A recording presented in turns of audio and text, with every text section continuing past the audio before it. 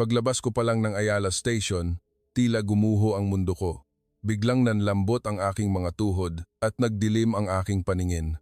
Libu-libong mga mata ang nakatitig sa akin habang bumabagsak ako sa sahig sa isang banyagang lupain. Sana panaginip lang ang lahat ng ito. Ngunit ang sakit na gumigipit sa aking dibdib ay totoong totoo. Ang simula ng lahat ay isang buwan na ang nakalipas. Mula sa araw na iyon, nang dumating ako sa Pilipinas, dahil sa utos ng aking ama, ang pangalan ko ay Samira Al-Fadhil. Ipinanganak at lumaki ako sa Doha, Qatar. Ang aking ama ang chairman ng pinakamalaking kumpanya ng langis sa gitnang silangan. Mula pagkabata, kailangan kong tahakin ang isang buhay na ibang-iba sa ibang mga bata. 6 na taong gulang ako noon. Habang isinusuot ng aking ina ang isang maliit na hijab sa aking ulo, sinabi niya, "Samira, ikaw ay anak ni Allah." Laging kumilos ng may kahinhinan. Hindi ko pa naiintindihan noon na ang hijab na ito, habang pinoprotektahan ako, ay magiging isang bagay din na magkukulong sa akin. Ang aming tahanan ay nasa pinakamayamang lugar sa Doha. Ngunit ang marangyang mansyon na iyon, na parang isang palasyo, ay isa lamang magandang kulungan para sa akin. Pagising ko tuwing umaga, isang nakatakdang schedule ang naghihintay. Dasal, pag-aaral, at dasal ulit. Hindi ako malayang makipaglaro sa mga kaibigan at bawal akong makipag-usap sa mga lalaki.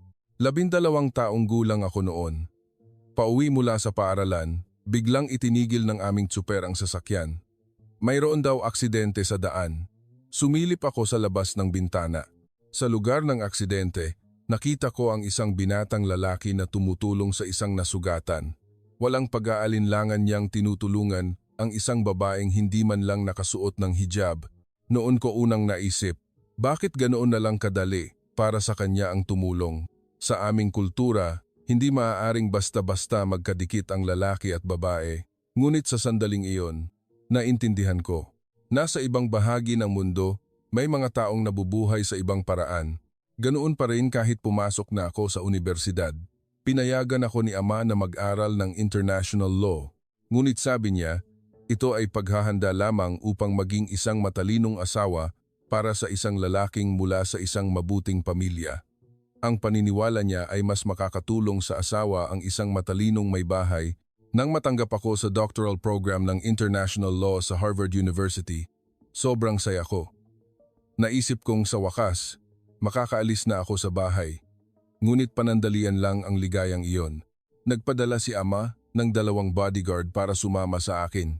Para raw sa kaligtasan ko, pero ang totoo, para bantayan ako.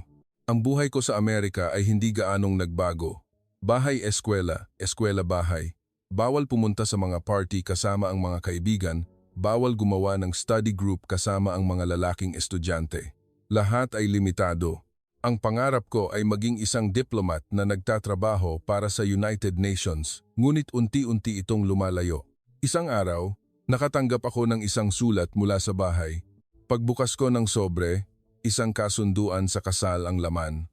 Nakapili na pala ang aking ama ng mapapangasawa ko. Isang anak ng pamilyang may negosyo sa langis sa Saudi Arabia. 10 taon siyang mas matanda sa akin. Tinawagan ko ang aking ama. "Ama, hindi ko patapos ang pag-aaral ko.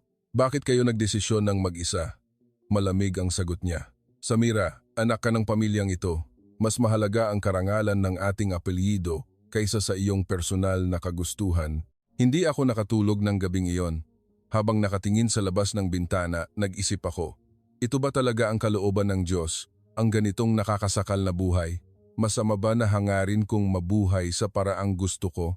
Walang nakakakita sa mga luhang dumadaloy sa ilalim ng aking hijab, ngunit ang mga luhang iyon ay nagpapakita ng pagnanasa sa kaibuturan ng aking puso.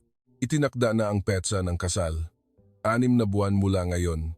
Inutusan ako ni ama na pagkatapos kong tapusin ang aking semestre sa Harvard, kailangan kong bumalik agad sa Qatar para simulan ang paghahanda. Talagang nawalan ako ng pag-asa. Isang araw, may nakita akong isang kawili-wiling anunsyo sa bulletin board ng paaralan. Isang international education program kung saan maaaring sumali sa mga short-term na pagsasanay sa iba't ibang bansa. Isa sa mga bansa ay ang Pilipinas. wala akong gaanong alam tungkol sa Pilipinas. Ang alam ko lang ay isa itong bansang mayaman sa kultura, umuunlad ang ekonomiya at mataas ang antas ng edukasyon. At higit sa lahat, napakalayo nito mula sa gitnang silangan.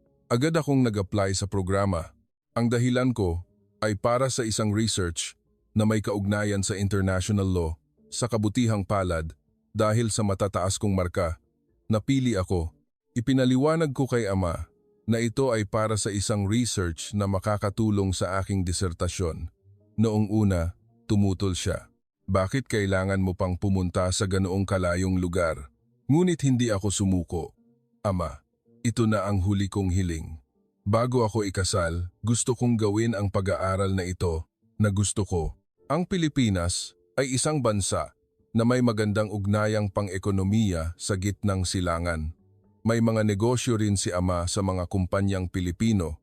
Kaya sa huli, pumayag siya, ngunit may kondisyon. Kailangan kong bumalik sa loob ng isang buwan at isang bodyguard ang sasama sa akin. Sa araw ng aking pag-alis, tumayo ako sa harap ng salamin at hinawakan ang aking hijab. Ang telang ito na bumabalot sa aking ulo sa loob ng 28 taon ay biglang naging napakabigat. Ano kaya ang pakiramdam kung wala ito? Mas magiging malaya kaya ako? Hinatid ako ni Ama sa airport. Samira, huwag kang gagawa ng anumang ikapapahamak. Huwag mong kalimutan ang ating kultura at relihiyon. At pagkatapos ng isang buwan, kailangan mong bumalik para simulan ang paghahanda sa kasal. Tumango ako habang nakikinig sa kanya, ngunit iba ang iniisip ko. Ito na ang huli kong pagkakataon. Hahanapin ko kung ano talaga ang buhay na gusto ko. Habang nakasakay sa eroplano, kumakabog ang dibdib ko. Mas malaki ang kaba kaysa sa pananabik. Papunta ako sa isang mundong malayong malayo sa aking nakasanayan. Habang pinagmamasdan ang mga ulap sa labas ng bintana, naisip ko, magkakaroon kaya ako ng ibang buhay sa Pilipinas. Sa buong biyahe, nagbasa ako tungkol sa Pilipinas. Maraming bagay ang ikinagulat ko. Ang mga babae ay nakikipagsabayan sa mga lalaki sa trabaho, malayang umiibig, at nagiging mga politiko. Alam ko ito sa isip, ngunit hindi ko pa naranasang mamuhay sa ganoong lipunan. Ang kasama kong bodyguard, si Rashid, ay laging mukhang nag-aalala. Ma'am Samira, ang Pilipinas ay ibang-iba sa atin. Kailangan nating mag-ingat. Alam ko iyon, ngunit dahil sa pagkakaibang iyon, mas lalo akong naging interesado. Nang lumapag ang eroplano sa Ninoy Aquino International Airport, sobrang bilis ng tibok ng puso ko. Ang langit sa labas ay ibang-iba sa Qatar. Mas maalinsangan at iba ang amoy ng hangin. Ngunit sa kung anong dahilan, nakaramdam ako ng bagong pag-asa. Paglabas ko ng airport, unang beses kong nalanghap ang hangin ng Pilipinas, mainit at mahalumigmig. At nang tumingin ako sa paligid, talagang namangha ako. Ang mga babaeng hindi nakasuot ng hijab ay malayang tumatawa at naglalakad, ang mga lalaki at babae ay natural na nag-uusap.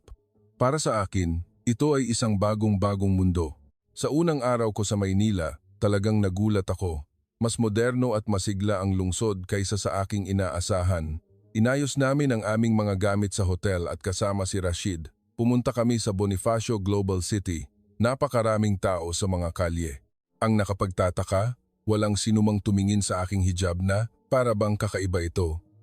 Sa Qatar, normal lang ito, ngunit sa mga kanluraning bansa, madalas akong tinitingnan, ngunit ang mga Pilipino ay tila natural na tinatanggap ito. Pumasok kami sa isang coffee shop at umorder ng kape. Ang barista ay mabait na nagpaliwanag sa Ingles.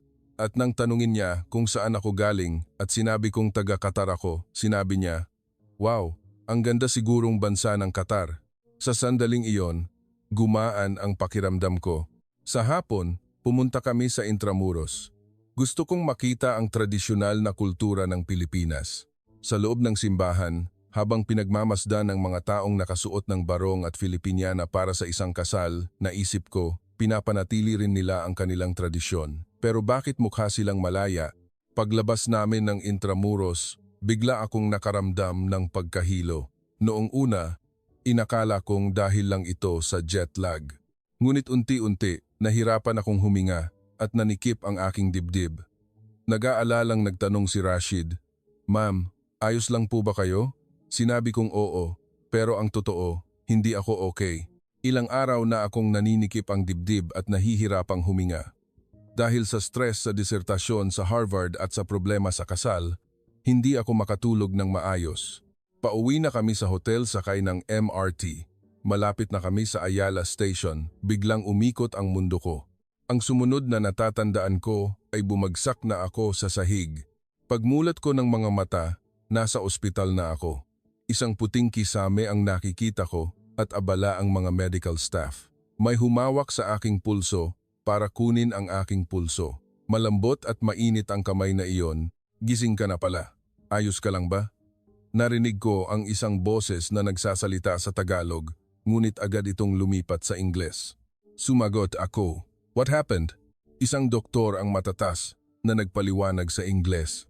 Nawalan po kayo ng malay sa MRT at dinala kayo rito ng ambulansya. Nasa emergency room po kayo ngayon. Base sa ECG, mukhang may problema sa puso ninyo. Kailangan ng mas masusing pagsusuri. Noon ko lang nakita nang maayos ang mukha ng doktor. Mukhang nasa 30 anyos at napakabait ng kanyang mga mata. Higit sa lahat, iba ang tingin niya sa akin. Hindi ito tingin ng awa o pagkamausisa, kundi tingin ng isang doktor na nag-aalala para sa kanyang pasyente. Ako, si Dr. Miguel Reyes. Internist ako. Tapos na ang first aid, kaya huwag po kayong masyadong mag-alala. Pero para sa tamang diagnosis, mas mabuti kung mananatili kayo sa ospital ng ilang araw. Nagulat ako sa salitang ospital. Agad na nagpanik si Rashid at sinubukang tawagan ang aking ama. Ngunit mahinahong ipinaliwanag ni Dr. Reyes. Emergency po ito, kaya unahin natin ang paggamot. Ang problema sa insurance at papeles ay maaari nating ayusin mamaya. Nang gabing iyon, habang nakahiga sa kama ng ospital, naisip ko, nasaan ako ngayon? Nasa isang ospital sa Pilipinas, ginagamot ng isang hindi kilalang doktor. Habang pinagmamasdan ang mga ilaw ng gabi sa Maynila mula sa bintana, kakaiba ang pakiramdam ko. May takot, ngunit mayroon ding pananabik sa isang bagong karanasan. Kinaumagahan, dumating si Dr. Reyes para sa kanyang rounds. Hindi ko napansin noong gabi sa emergency room, pero mukha siyang bata. Ngunit ang paraan niya ng pagtrato sa pasyente ay parang isang veteranong doktor. Kumusta ang pakiramdam ninyo? Medyo gumaan na ba ang paninikip ng dibdib? Iyon ang unang sinabi niya. Sumagot ako ng tapat. Medyo gumaan po, pero nahihirapan pa rin akong huminga. Pinakinggan niya ang tibok ng puso ko gamit ang stethoscope, isang kakaibang pangyayari. Kailanman ay hindi pa ako nasuri ng isang lalaking doktor. Sa aming kultura, dapat ay babaeng doktor ang sumusuri sa mga babae hanggat maaari. Ngunit dahil emergency ito, wala akong nagawa. Natural ang paggamot sa akin ni Dr. Reyes. Hindi siya naging sobrang maingat o tumingin ng kakaiba dahil nakasuot ako ng hijab. Tiningnan niya ako bilang isang pasyente lamang. Kailangan nating gawin ng isang 2D echo. Base sa sintomas ninyo, posibleng may problema sa heart valve. Ito ay kinakailangang pagsusuri para sa tamang diagnosis, paliwanag niya ng sunod-sunod.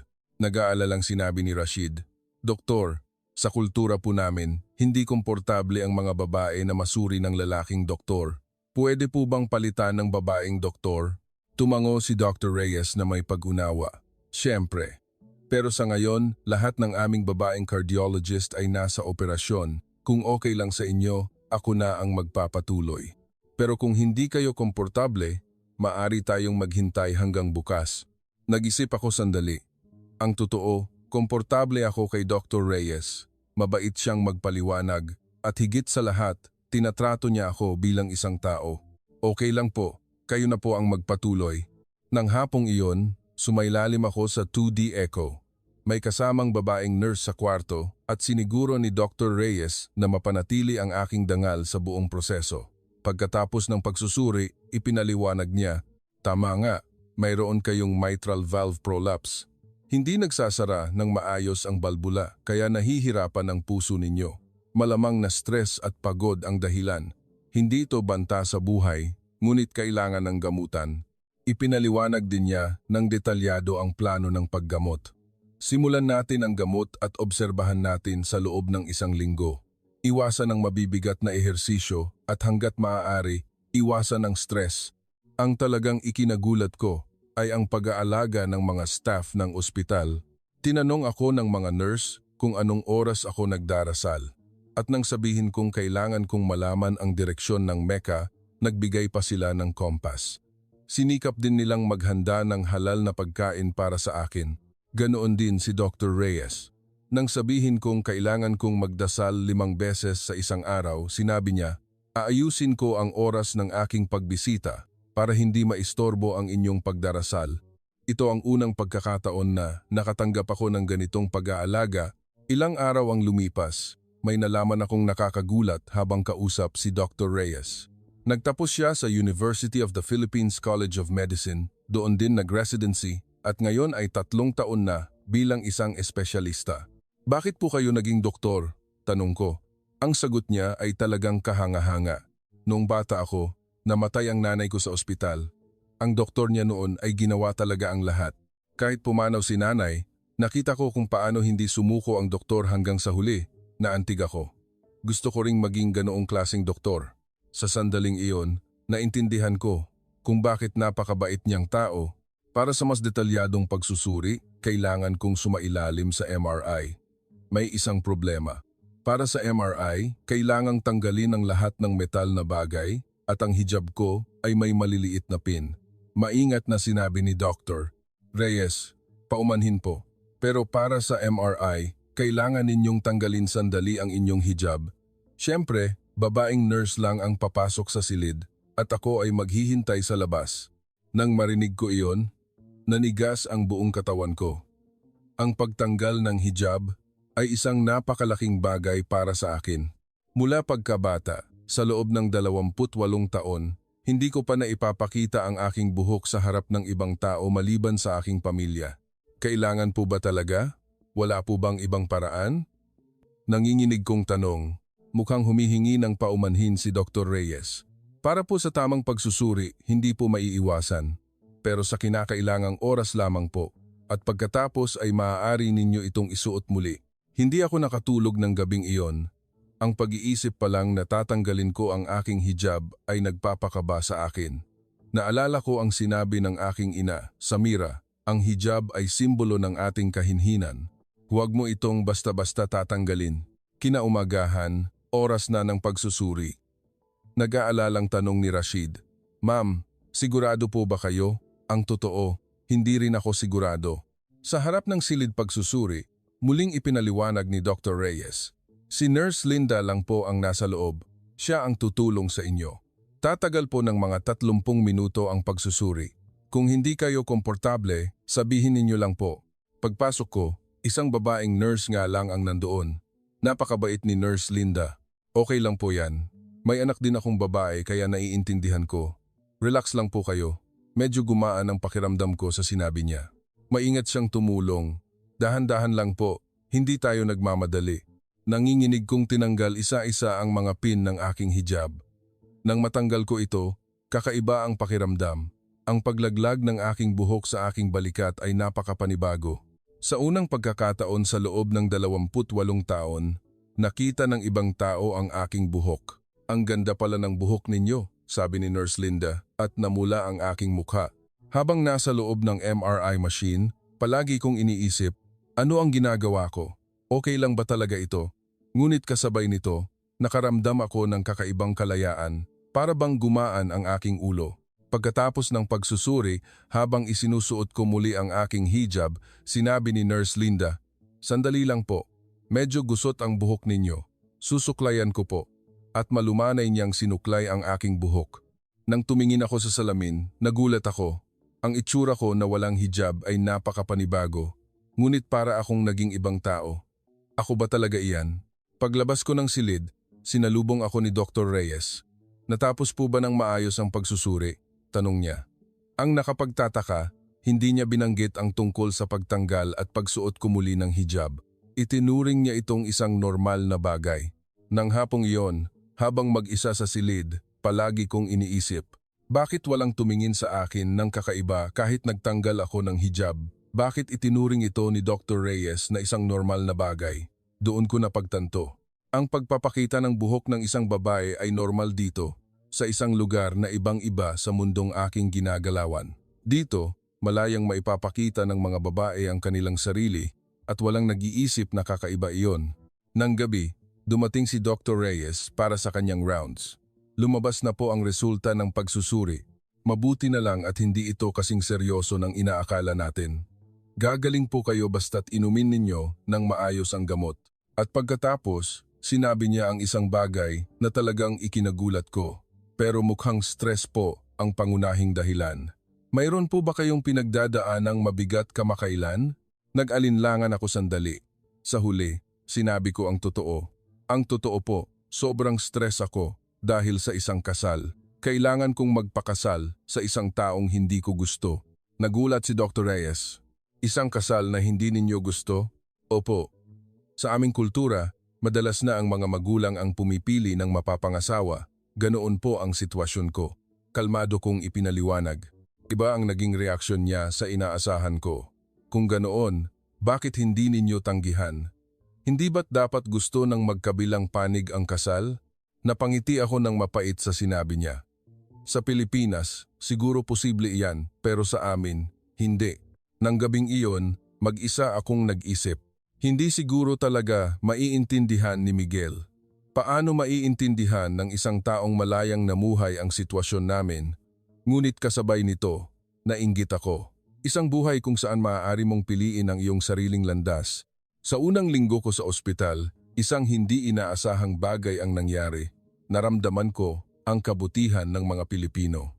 Una ay si Nurse Linda. Nang malaman niyang halal na pagkain lang ang kinakain ko, nagluto siya ng sarili niyang vegetable curry sa bahay at dinala para sa akin. Walang karne, to, puro gulay lang. Okay lang ba? Sobrang naantig ako. Walang nagutos sa kanya pero nag-abala pa siya. Habang kinakain ko ang curry, napaiyak ako. Iba ito sa pag-aalagang natanggap ko noon. Ang mga katulong sa aming bahay ay ginagawa lang kung ano ang iniutos, ngunit si Nurse Linda, inalala niya kahit ang mga bagay na hindi ko sinabi. Pangalawa ay si Manang Fe, ang tagalinis. Noong una, nagbabatian lang kami, pero pagkaraan ng ilang araw, nagsimula na siyang makipag-usap. Ineng, taga saan ka? Ang layo siguro ng pinanggalingan mo. Nang sabihin kong taga Qatar ako, nagulat siya. Naku, ang layo pala. Kawawa ka naman, mag-isa ka lang dito. At mula noon, tuwing maglilinis siya, nag-iiwan siya ng isang pirasong candy o biskwit. Isang araw, nakita niya akong nagdarasal na nakaharap sa direksyon ng Mecca. Nagulat ako at agad na tumayo, pero sinabi niya, "Ay, nagdarasal ka pala." Pasensya na sa abala at tahimik siyang lumabas. At nang bumalik siya, binigyan niya ako ng isang maliit na kompas. Sabi nila, mahalaga raw ang direksyon sa pagdarasal. Heto, para sa iyo. Talagang naiyak ako. Ang puso niya na nagsisikap na unawain ang aking relihiyon ay napakasarap sa pakiramdam. Ganoon din si Ate Josie na nagtatrabaho sa kantin. Nang sabihin kong kailangan ko ng halal, nagmungkahi siya. Kung ganoon, paano kung lutuan kita ng walang karne? Puro gulay lang, at araw-araw, iba't ibang lutong gulay ang inihahain niya. Masarap ba? Kung namimiss mo ang pagkain sa inyo, sabihin mo lang, susubukan kong lutuin. Talagang naantig ako sa sinabi niya. Ang ganitong pag-aalaga ay hindi nabibili ng pera. Ilang araw pa, isang lola na kasama ko sa silid ang na-discharge. Bago umalis, binigyan niya ako ng isang maliit na regalo, isang pouch na gawa sa kamay. Ineng, ang layo ng pinanggalingan mo. Heto, dalhin mo. Halos hindi kami nagkausap dahil sa wika. Ngunit dahil lang alam niyang dayuhan ako at mag-isang na ospital, naawa na siya sa akin. Unti-unti, naging malapit din kami ni Dr. Reyes, o Miguel. Mula sa relasyong doktor-pasyente, naging parang magkapatid na kami. Kapag nagtatanong ako tungkol sa kultura ng Pilipinas, mabait siyang nagpapaliwanag. At kapag ako naman ang nagkukuwento tungkol sa aking bansa, seryoso siyang nakikinig. Bakit po napakabait ng mga Pilipino? Tanong ko. Ngumiti siya at sumagot, mayroon kaming kultura ng pakikipagkapwa-tao.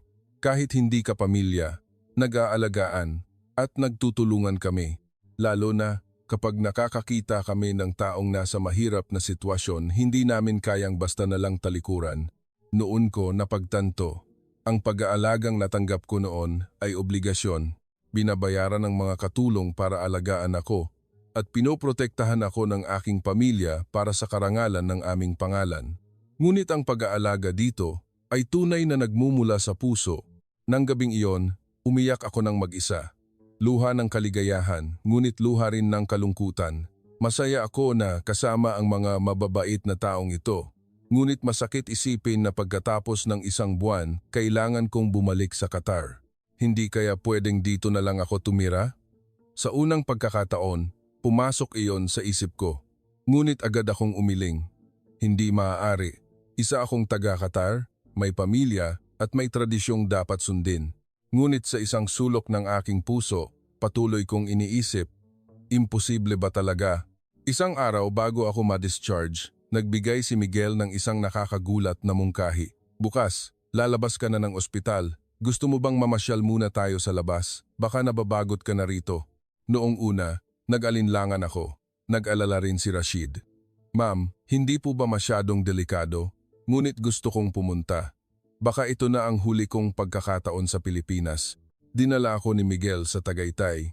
Dito makikita ang isa sa pinakamagandang tanawin malapit sa Maynila. Bilang alaala ng pagpunta mo rito, sana makita mo. Habang paakyat kami, sobrang kaba ko. Mula sa viewing deck, tanaw ang buong paligid. Ang kumikinang na mga ilaw at ang lawa ng Taal sa di kalayuan ay napakaganda.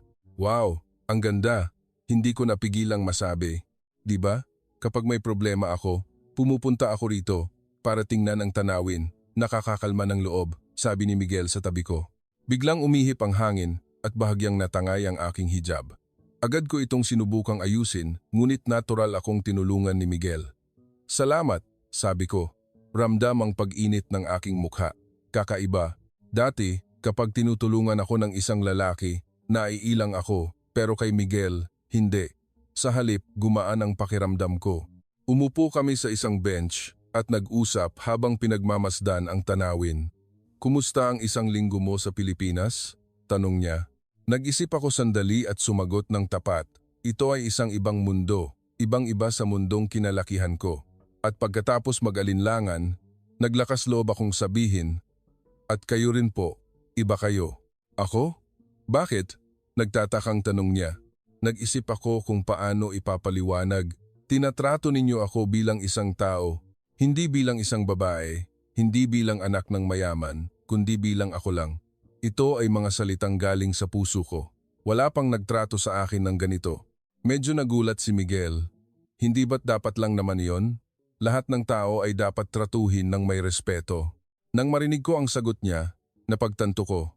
Dito, normal lang iyon. Ngunit sa mundong ginagalawan ko, hindi. Ang isang babae ay dapat laging anak ng isang tao, asawa ng isang tao. Hindi siya maaaring umiral para sa sarili niya. Habang nag-uusap kami, nanikip ang dibdib ko. Seryosong sinabi ni Miguel, kung ganoon, bakit hindi ka na lang dito tumira? Ngayon, kahit sino ay maaaring mabuhay sa paraang gusto nila. Sa sinabi niya, napangiti ako ng malungkot. Hindi ko po magagawa iyon. Mayroon akong pamilya at tradisyong dapat sundin. At pagkatapos ng isang buwan, kailangan ko nang magpakasal. Nanginginig ang boses ko habang sinasabi iyon. Hindi nagsalita si Miguel. At pagkatapos, marahan siyang nagtanong, gusto mo ba talaga ang kasal na iyon? Umiling ako. Hindi po. Kung ganoon, bakit mo gagawin? Hindi ako makasagot sa tanong niya. Alam ko ang dahilan, ngunit mahirap ipaliwanag. At pagkatapos, sinabi niya sa isang napakaseryosong boses, Samira, isang beses ka lang mabubuhay. Hindi mo kailangang isakripisyo ang sarili mo para sa iba. Nang marinig ko ang mga salitang iyon, kumirot ang puso ko. Hindi ko napigilang maiyak. Iba po talaga kayo. Kayo ang unang taong nag-alala sa akin ng ganito. At pagkatapos, sinabi ko ang isang bagay na talagang ikinagulat ko. Gusto po kita, Dr. Reyes. Pagkasabi ko noon, nagulat ako sa sarili ko. Hindi ko akalaing sasabihin ko iyon sa isang lalaki. Mukhang nagulat din si Miguel. Hindi siya nagsalita ng ilang sandali. Samira, maingat niyang sinimulan. Sa totoo lang, may nararamdaman din ako para sa iyo. Pero hindi ba't masyadong komplikado ang sitwasyon natin? Nang marinig ko iyon, kumabog ang dibdib ko. Gusto rin ako ni Miguel, Ngunit kasabay nito, naramdaman ko ang pader sa pagitan namin. Totoong napakakumplikado ng sitwasyon. Nang gabing iyon, hindi ako makatulog sa hotel. Ito ang unang pagkakataon na naramdaman ko ang ganitong emosyon. Ito pala ang pag-ibig. Ang damdaming nakikita ko lang sa mga drama at nobela, ngayon ay nararanasan ko na. Ngunit kasabay nito, natatakot ako. Hindi ko alam kung ano ang gagawin sa nararamdaman kong ito. 3 araw pagkatapos kong ma-discharge, nangyari ang pinakamasamang bagay. Nagmamadaling lumapit si Rashid. Ma'am, malaking problema po. Nagpadala ng mga tao si Chairman Al-Fadil dito sa Pilipinas. Nanlamig ako. Ano? Nagpadala si ama ng mga tao? Nag-aalalang ipinaliwanag ni Rashid. Opo. Dumating po kahapon sa NAIA si Khalid, ang pinuno ng security team, at si Farid, ang sekretarya. Inutusan daw silang sunduin kayo. Nalaman pala ni ama na naospital ako. Dahil sa proseso ng insurance, nakarating ang impormasyon sa kanya sa pamamagitan ng Qatar Embassy. Labis daw siyang nagulat nang malaman na naospital pa ako sa Pilipinas. Ano ang sabi ni ama? Nanginginig kong tanong. Nahihirapang sumagot si Rashid. Pinapauwi na po kayo agad. At mula ngayon, hindi na raw kayo papayagang magbiyahe ng mag-isa. Nablangko ang isip ko. Tapos na ang lahat. Ang nararamdaman ko para kay Miguel, ang malayang buhay sa Pilipinas, lahat ay maglalaho. Bigla, umusbong ang pagre-rebelde sa akin. Bakit kailangan akong sapilitang pauwiin gayong ayaw ko? Tumawag si Miguel. Samira, ayos ka lang? May mga hindi kilalang lalaki raw na nagtatanong tungkol sa iyo sa lobby ng hotel. Mabilis kong ipinaliwanag ang sitwasyon. Nasaan ka? Pupuntahan kita. Ramdam ko ang pag-aalala sa boses niya. Huwag, masyadong delikado. Hinahanap ako ng mga tao ni ama. Ngunit hindi sumuko si Miguel. Samira, gusto mo ba talagang bumalik sa Qatar? Sa tanong na iyon, buong puso akong sumagot. Hindi. Ayaw na ayaw kong bumalik. Kung ganoon, magtago ka muna. Bigyan natin sila ng oras, mungkahi niya. May alam akong lugar. May kaibigan ako sa Batangas na may-ari ng isang resort. Doon ka muna magtago ng ilang araw. Nag-isip ako, makakatakas ba talaga ako?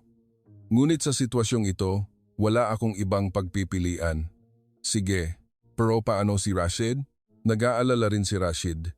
Kung sasama siya sa akin, tatraydurin niya ang aking ama. Kung iiwan niya ako, mag-aalala siya. Sa huli, nagdesisyon ako. Rashid, pasensya na, pero aalis akong mag-isa. Ako na ang kokontak kay ama. Nang hapong iyon, sumakay kami ni Miguel ng bus. Mula sa isang terminal sa Maynila, papunta kami sa Batangas. Habang nakaupo sa bus, hindi ako makapaniwala. Tumakas ako. Ayos ka lang? Hindi ka nagsisisi? Nag-aalalang tanong ni Miguel. Umiling ako. Malayo sa pagsisisi, gumaan pa nga ang pakiramdam ko. Sa unang pagkakataon, ako ang pumili para sa sarili ko. Pagdating namin sa Batangas, pumunta kami sa resort. Isang maliit na resort sa tapat ng dagat. Malugod kaming tinanggap ng kaibigan ni Miguel, si Mang Kiko. Nakatanggap ako ng tawag mula kay Miguel. Magpahinga ka muna rito ng ilang araw. Nang gabing iyon, naglakad kami ni Miguel sa dalampasigan. Kakaiba. Ngayon ko lang naramdaman ang ganitong kalayaan. Hinahampas ng hangin ang aking hijab, ngunit hindi ko na ito inayos. Samira, ano ang plano mo ngayon? Maingat na tanong ni Miguel. Ang totoo, hindi ko rin alam. Hindi ko alam. Ang sigurado lang, ayoko nang bumalik sa dati. Sa sandaling iyon, kumilos ako nang hindi nag-iisip. Lumapit ako kay Miguel at hinawakan ang kanyang kamay. Miguel, samahan mo ako. Namula ako habang sinasabi iyon, ngunit hindi ako nagsisi. Nagulat si Miguel, pero hinigpitan niya ang hawak sa aking kamay. Samira, at ganoon lang kami, magkahawak kamay na nakatayo sa dalampasigan, parang isang panaginip. Bago matulog sa resort ng gabing iyon, naisip ko, ano ang mangyayari bukas? Mahahanap kaya ako ni ama? Natatakot ako, ngunit kasabay nito, nasasabik. Sa unang pagkakataon, nabubuhay ako sa paraang gusto ko. Sa ikalawang araw namin sa Batangas, isang espesyal na bagay ang nangyari. Pagkagising, naglakad kami sa tabing dagat at kumain ng almusal. Napakapayapa habang pinapakinggan ang alon. Samira, maging tapat ka. Gusto mo ba talagang tumira sa Pilipinas? Seryosong tanong ni Miguel. Walang pag-aalinlangan akong sumagot. Oo, gusto ko talaga. Kung ganoon, hahanap tayo ng paraan. Siguradong may paraan para makapanirahan ka rito. Nagbigay ng pag-asa ang mga salita ni Miguel. Ngunit naisip ko rin ang mga praktikal na problema. Pero naka-tourist visa lang ako. Gaano katagal ako pwedeng manatili? Nag-aalala kong tanong. Tingnan natin kung pwede kang mag-apply para sa student visa o work visa. Dahil nasa doctoral program ka ng Harvard, sigurado akong makakahanap ka ng research position sa isang universidad dito. Sa sandaling iyon, naglakas loob akong sabihin, Miguel, mahal kita. Uminit ang mukha ko pagkasabi noon, ngunit hindi ako nagsisi. Iyon ang totoo. Medyo nagulat si Miguel at pagkatapos ay ngumiti ng malambing. Mahal din kita, Samira.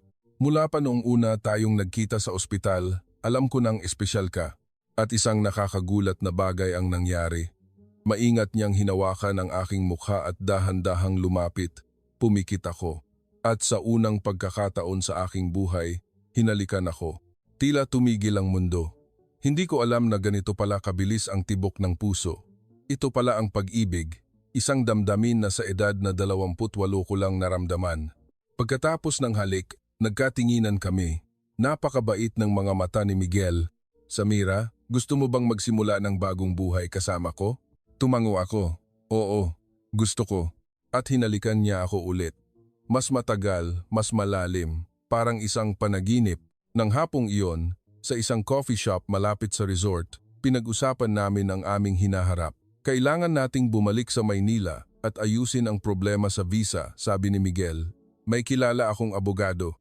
Hihingi tayo ng tulong. Nagkaroon ako ng lakas ng loob. Mag-apply din ako ng leave of absence sa Harvard at hahanap ng paraan para maging research fellow sa isang universidad dito. Sa unang pagkakataon, ako mismo ang nagpaplano ng aking kinabukasan, ngunit hindi nagtagal ang masasayang sandali. Nang gabing iyon, nagmamadaling lumapit si Mang Kiko. Miguel, may mga pulis. Hinahanap si Samira. Nanlamig ako. Nahanap na nila ako. Ano ang sabi nila? Tanong ni Miguel. May missing person report daw mula sa Qatar Embassy at hinahanap daw siya ng pamilya niya.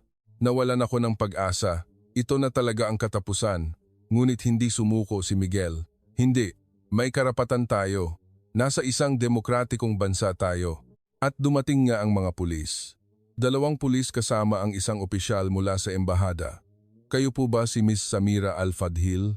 Nag-aalala po ang pamilya ninyo. Nanginginig akong sumagot. Opo, ako nga po. Pero kusa po akong pumunta rito, hindi po ako nawawala. Mas mabuti po kung sa embahada na lang tayo mag-usap, sabi ng pulis. Sumingit si Miguel. Ako po si Dr. Miguel Reyes. Pasyente ko po si Samira at nasa ilalim siya ng aking proteksyon. Hindi ninyo siya maaaring piliting sumama. May kahilingan po mula sa pamilya. At isa pa, problema rin ang matagal niyang pananatili dito bilang isang turista, sabi ng opisyal ng embahada. At doon, sinabi ni Miguel ang isang bagay na talagang ikinagulat ko.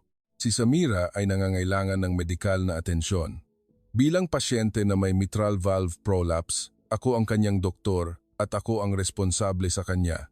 Hindi ninyo siya maaaring ilipat hanggat hindi natatapos ang kanyang paggamot. Naguluhan ng mga pulis. Kung ganoon, ano po ang gagawin natin?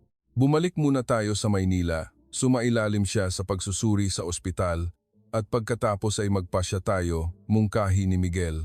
Sa huli, kinailangan naming sumakay sa sasakyan ng pulis pabalik sa Maynila. Sa loob ng sasakyan, hinawakan ni Miguel ang aking kamay at bumulong, ayos lang yan, huwag kang susuko. Habang papunta sa Maynila, nag-isip ako, ganito na lang ba ito magtatapos? O may iba pang paraan? Ngunit isa lang ang sigurado, hindi na ako ang dating Samira, isa na akong Samira na nakakilala ng pag-ibig, isang Samira na nakatikim ng kalayaan.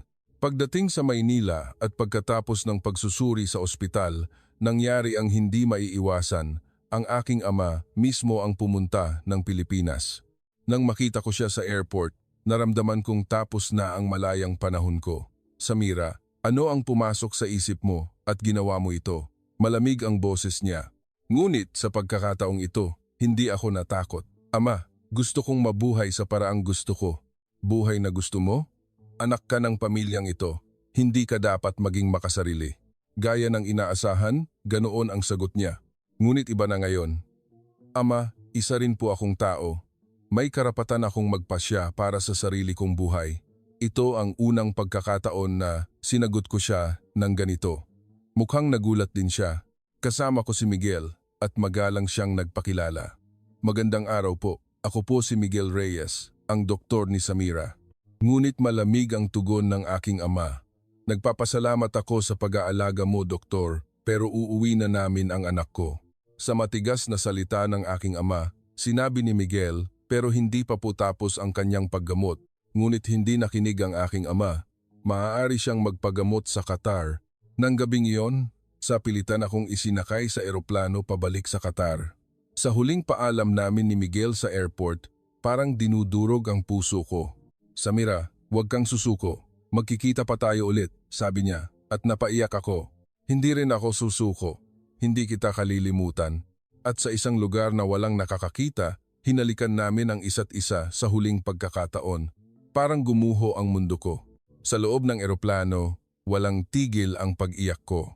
Habang pinagmamasdan ang unti-unting lumalayong Pilipinas, sobrang sakit ng dibdib ko. Kailan kaya ako makakabalik? O makakabalik pa kaya ako? Pagdating sa Qatar, bumalik ang lahat sa dati. Ngunit ako, tuluyan nang nagbago. Suot ko ulit ang hijab, ang dati kong damit, pero ang puso ko ay ibang-iba na. Ikinulong ako ni ama sa aking silid at pinagbawalan lumabas. Mag-focus ka lang sa paghahanda sa kasal, sabi niya. Ngunit hindi ako sumunod. Ama, hinding-hindi ako magpapakasal sa kanya. Ano? Nakapagdesisyon na ang lahat. Galit niyang sabi. Ngunit hindi ako natinag. Hindi ko po kaya. Dahil may iba na akong mahal. Sa sinabi kong iyon, lalo siyang nagalit. Pag-ibig? Ang pag-ibig ay dumarating. Pagkatapos ng kasal. Itapon mo na ang ganyang pag-iisip. Ngunit buo na ang aking pasya. Gabi-gabi, palihim kaming nag-uusap ni Miguel. Kahit mahirap, iyon lang ang nagbibigay sa akin ng lakas. Samira, kumusta ka? Hindi ka ba nahihirapan? Ang boses niya lang ay sapat na para gumaan ang pakiramdam ko. Nahihirapan ako. Pero iniisip kita para makayanan ko. Tapat kong sabi. Iniisip din kita palagi, Samira. Sana magkita na tayo ulit. Napansin din ng aking ina ang pagbabago ko. Samira, may nangyari ba sa Pilipinas? Ibang-iba ka na. Sa kanya, medyo naging tapat ako. Ina, nakilala ko po ang tunay na pag-ibig. At nalaman ko kung ano ang pakiramdam ng maging malaya. Napabuntong hininga siya at sinabing mas mabuting kalimutan ko na ang mga pangarap na iyon. Ngunit sa puso niya, tila naiintindihan niya ako. Isang buwan ang lumipas at papalapit na ang araw ng kasal. Ngunit hindi ako sumuko. Araw-araw kong sinasabi kay ama, hindi po ako magpapakasal. Gusto kong pakasalan ang taong mahal ko. Noong una, galit na galit siya. Ngunit kalaunan, napagod na rin siya. Kahit anong isipin mo, kailangan mong magpakasal, sabi niya. Ngunit hindi ko binago ang aking isip. Isang araw, isang nakakagulat na bagay ang nangyari. Iyon ang ikalawang buwan ko pabalik sa Qatar. Paggising ko at habang nagdarasal, pumasok si ama sa aking silid. Iba ang kanyang itsura. Samira, mag-usap tayo. Malumanay ang kanyang boses. Nagulat ako ngunit maingat na sumagot. Opo, ama. Umupo siya sa tabi ko at hindi nagsalita ng ilang sandali at dahan-dahan siyang nagsalita. Samira, sa loob ng 2 buwan, pinanood kita at marami akong naisip. Ano po iyon? Maingat kong tanong. Napabuntong hininga siya. Nagbago ka na talaga. Hindi ka na ang dating masunuring Samira. Kinabahan ako. Akala ko magagalit siya, ngunit iba ang sumunod niyang sinabi. Ang nakapagtataka, hindi naman masama ang pagbabagong iyan. Sa halip, naging mas matatag ka, mas sigurado sa sarili. Nagulat ako sa sinabi niya. Ama, akmang magsasalita ako, ngunit itinaas niya ang kanyang kamay. Hindi pa ako tapos. May espesyal kang naranasan sa Pilipinas at ang karanasang iyon ang nagbago sa iyo. Patuloy siyang nagsalita. Noong una, nagalit ako. Akala ko tinalikuran mo na ang ating tradisyon para sa kanluraning pamumuhay. Pinigilan ko ang aking hininga habang nakikinig. Kailanman ay hindi kami nagkaroon ng ganitong usapan. Ngunit ngayon, nakikita kong hindi. nagdarasal ka pa rin, iginagalang mo pa rin ang ating kultura, nagkaroon ka lang ng tiwala sa sarili. Napaluha ako sa sinabi niya. Kaya, nagdesisyon ako at sinabi niya ang isang bagay na talagang nakakagulat. Ikakansel ako ang kasal. Po, hindi ako makapaniwala. Totoo po ba? Kayo po ba ang nagsabi niyan? O, ang isang pilit na kasal ay hindi magpapasaya sa iyo at hindi rin magpapasaya sa kanya. At pagkatapos mag-alinlangan, sinabi niya, at higit sa lahat, gusto ko ring maging masaya ka, anak. Sa sandaling iyon, bumuhos ang aking mga luha.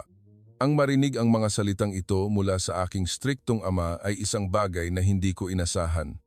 Ama, salamat po. Maraming salamat. Ngunit may kondisyon, muli siyang naging seryoso. Ang lalaking Pilipino na sinasabi mong mahal mo, gusto kong makilala kung sino siya. Nagulat ako. Paano po? Sinabi niyang pupunta siya mismo sa Pilipinas para makilala si Miguel. Isang linggo ang lumipas, kasama ko si ama na bumalik sa Pilipinas. Kinausap ko na si Miguel para magkita sila. Nang makita ko ulit si Miguel sa airport, parang isang panaginip. Samira, masayang bati niya. Sobrang saya ko rin, ngunit nag-ingat ako sa harap ni ama. Magalang na nagpakilala si Miguel. Magandang araw po. Isang karangalan na makilala kayo, ama ni Samira. Ikaw pala ang doktor na gumamot sa anak ko, sabi ni ama at nakipagkamay. Sa loob ng 3 araw, masusing inobserbahan ni ama si Miguel. Sabay silang kumain, binisita ang ospital, at nakilala ang pamilya ni Miguel. Sa huling gabi, tinawag kami ni ama, Samira, at ikaw Miguel. Nagpasya na siya, kinakabahan akong naghintay. Dahan-dahang nagsalita si ama. Miguel, isa kang mabuting tao, mahusay kang doktor, at mapagkakatiwalaan. At sinabi niya ang isang bagay na talagang ikinagulat ko. Pinapayagan ko na kayong magpakasal. Pagkatapos makuha ang basbas ni ama, naging mabilis ang lahat. Opisyal kaming naging engaged ni Miguel at sinimulan ang paghahanda sa kasal. Hindi ito naging madali, ngunit dahil mahal namin ang isa't isa, nalagpasan namin ang lahat ng pagsubok. Ang pinakamalaking problema ay ang pagkakaiba sa kultura. Ako ay isang Muslim at si Miguel naman ay walang partikular na relihiyon. Ngunit nagpasya kaming igalang ang isa't isa. Pananatilihin ko ang aking pananampalataya at buong puso niya itong tinanggap. Ang relihiyon mo ay bahagi ng kung sino ka. Siyempre, dapat kong igalang iyan, sabi ni Miguel. Talagang naantig ako. Ito pala ang tunay na pag-ibig, pag-unawa at paggalang. Ang aming kasal ay ginanap sa Pilipinas. Isang napaka-espesyal na kasal na pinagsama ang tradisyon ng Muslim at Pilipino. Dumating si ama para magbigay ng basbas at malugod akong tinanggap ng pamilya ni Miguel. Sa araw ng kasal, habang tinitingnan ko ang sarili ko sa salamin na nakasuot ng hijab at modernong Filipiniana, namangha ako. Maaari palang maging napakaganda ng pagsasama ng dalawang magkaibang kultura. Nag-honeymoon kami sa Palawan. Habang nakatingin sa dagat, sinabi ko kay Miguel, parang isang panaginip. Hindi ko akalaing magiging ganito ako kasaya. Ako rin, ang makilala ka ang pinakamagandang nangyari sa buhay ko, sabi niya, at muli akong napaiyak, luha ng kaligayahan. Ang buhay sa Pilipinas ay bago sa akin. Noong una, nahirapan ako sa wika at kultura, ngunit unti-unti akong nasanay.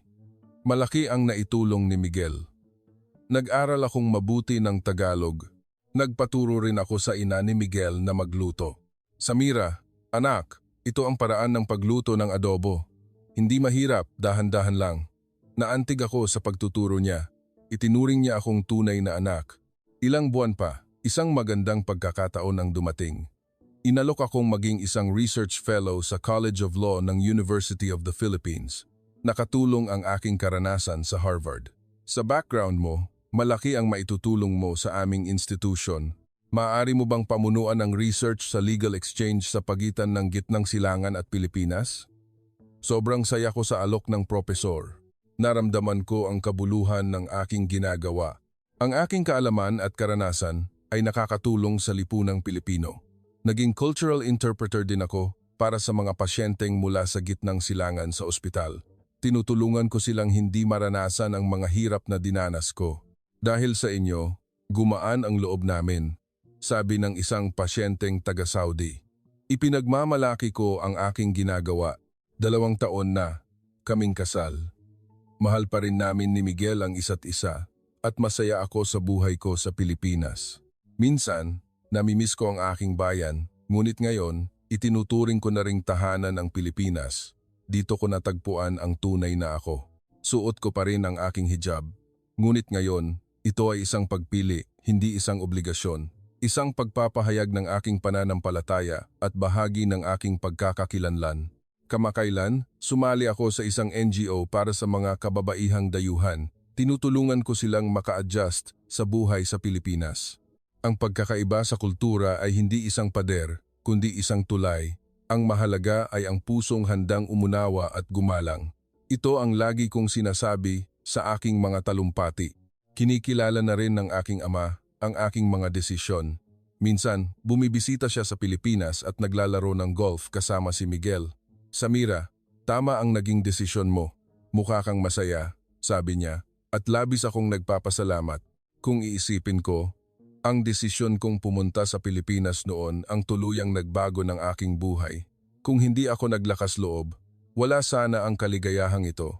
Malapit na kaming magkaroon ng anak ni Miguel.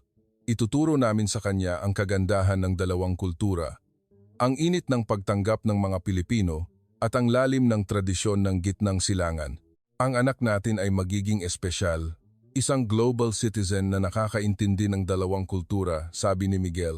Ngayon, tunay akong masaya. Nabubuhay ako sa paraang gusto ko. Kasama ang taong mahal ko, ginagawa ang isang makabuluhang trabaho at higit sa lahat, buong pusong nabubuhay bilang ako. Sa buhay, ang pinakamahalaga ay ang lakas ng loob. Lakas ng loob na pumili ng bago, tumanggap ng ibang kultura at magmahal. Lahat ng iyon ay natutunan ko rito sa Pilipinas. Minsan, umaakyat pa rin kami sa isang rooftop restaurant sa Antipolo kung saan tanaw ang mga ilaw ng Maynila. Sa lugar kung saan kami unang nag-usap ng masinsinan, nag-iisip ako, ang laki na ng ipinagbago ko.